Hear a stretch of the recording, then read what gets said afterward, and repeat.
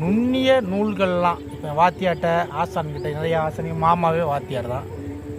நுண்ணிய நூல் பல அகத்தியர் பாடல் அகத்தியர் புக்கெல்லாம் படிக்க படிக்க நமக்கு நுண்ணிய அறிவு அதெல்லாம் பரிபாடல் இலக்கணங்கள் இலக்கியங்கள் எல்லாமே அதில் அடங்கியிருக்கு. சங்க இலக்கியங்கள் தொல்காப்பியம் எழுத்து இலக்கணம் சொல்லி இதெல்லாம் அந்த காலத்தில் எழுதியிருக்காங்கன்னா அவங்க படித்து உணர்ந்து சிஷியர்களை வச்சு அகத்தியர்லாம்